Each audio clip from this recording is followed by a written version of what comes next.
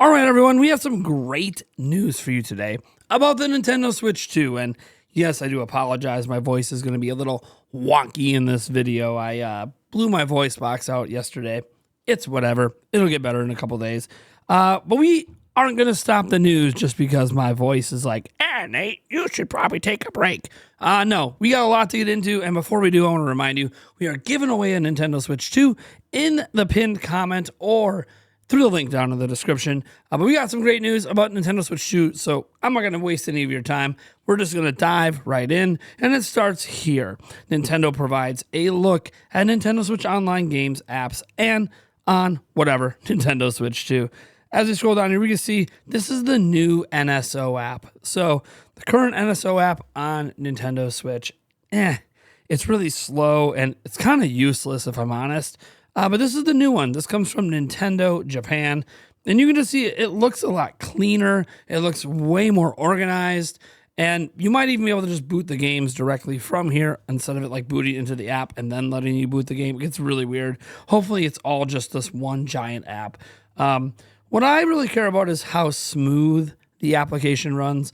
We obviously have no idea, and there's no way to really judge it from here, but I'm really happy to see that we are getting little tidbits of some of the UI, even though the UI very similar to Switch, but better. So take that for what you will as we dive into this next story, because this one is just really cool to see more support for Nintendo Switch 2. And the headline says Nintendo Switch 2 is getting Cryware, Yesbis, and Enlightened middleware support. So it says we have news about a few additional tech-related announcements for Switch 2 with Cryware, Yesbis, and Enlightened middleware support. For Cryware, the announcement notes that along with developing new games that utilize the new hardware, it will also support audio and visual expression on the new console, including porting previously released games and multi-platform support for playing some titles across platforms such as PCs and smartphones, and contribute to the creation of new ways to play. Games using Cryware have been around since the GameCube era, over 800 titles or so as Silicon Studios. It posts middleware, Yesbis, and Global Illumination middleware Enlighten will also be compatible. They will support HDR output, and that's all really good. Obviously, more support for Switch 2, the better. Now we're going to get into a bunch of Mario Kart stories because Mario Kart World makes me smile, folks. It really does. Like, Mario Kart World looks like the perfect launch game for Switch 2, and the news keeps getting better and better and better.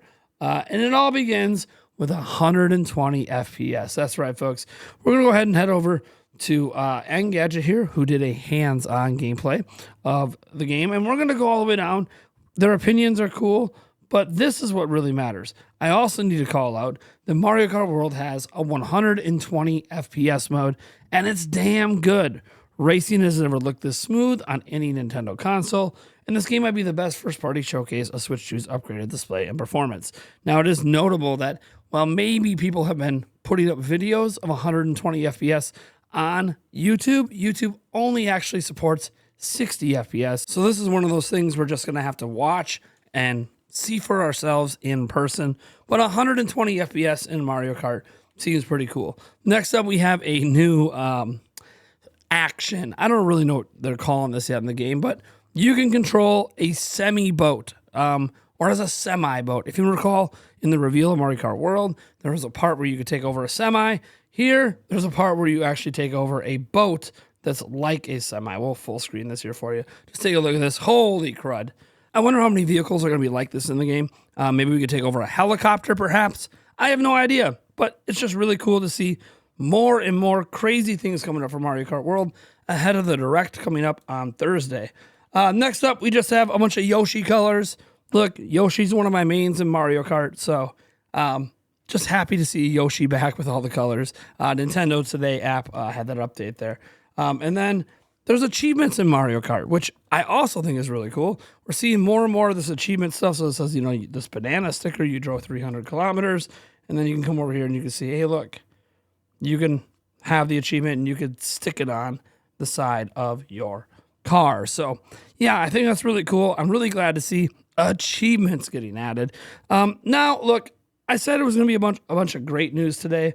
We actually have a couple One's just bad news, but one's also very weird news. So let's dive into the weird news. And first off, it's about here's why Switch 2 Joy-Con and Pro controllers don't have analog triggers.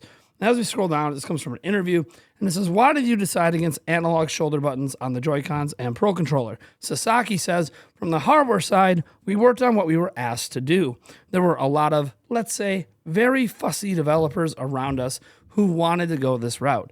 That's why we went the route we did. Then Kawamoto comes in and says, in terms of analog buttons on the shoulders, there are positives, but also negatives. You lose a little bit of instancy when they're analog. We considered it and decided that instant input would be a better option. That's why we decided to move forward with this decision. That's obviously going to let a lot of people down who wanted it and feel like it's a downgrade, but I guess Nintendo's developers didn't want it. I don't really know. But you know what we did want? How about all of the DLC included with Breath of the Wild? Yeah, if you buy that Nintendo Switch 2 edition for $70, we now have it confirmed it does not come with the DLC. That is very disappointing. So we go in here and see The Legend of Zelda Breath of the Wild's Nintendo Switch 2 edition won't include DLC. And this whole article just basically boils down to, yeah, Nintendo has confirmed it, but let's read a little bit of it so we can get some clarity here. So amid continued frustration and confusion from fans about how much the Switch 2 and its games are going to cost, we've just learned about yet another charge that may not have been obvious at first. The Legend of Zelda Breath of the Wild's Nintendo Switch 2 edition doesn't come with the expansion pass, meaning you'll have to pay an additional $20 to play the DLC on the new system if you don't already own it. That might sound like a no-brainer, but let me explain. Since the announcement of the Switch 2's games and their pricing last week, there's been no end to the confusion about how it's all going to work.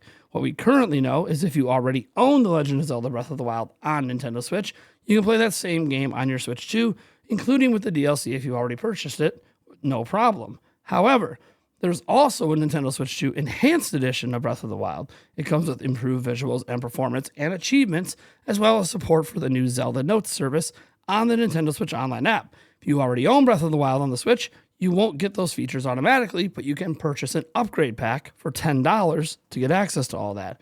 So that leaves folks who don't own the game yet at all, but might want to purchase it on Switch 2.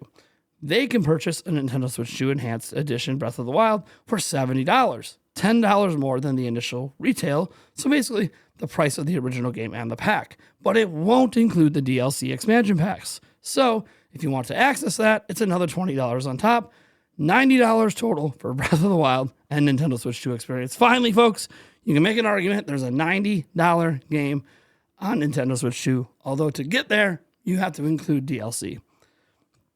So take that for what you will. Obviously, this is not good news. I'd rather they just include everything. The game came out over 8 years ago, but look, I never said Nintendo's not a greedy company. They like to make money, so I don't have to worry about it. I don't have to pay for it. I get the expansion pass included with the little, well, actually not included, but the new the upcharge, the $10 upcharge for the new textures and all. I already have NSO, so it just comes with what I already have, and I'm not even paying for it. But it does suck for anyone who's new and maybe wants to get into it for the first time on Switch 2. Anyways, folks, that's going to do it for today's news. I'm going to sign out of here. You guys are awesome, and I'll catch you in the next video.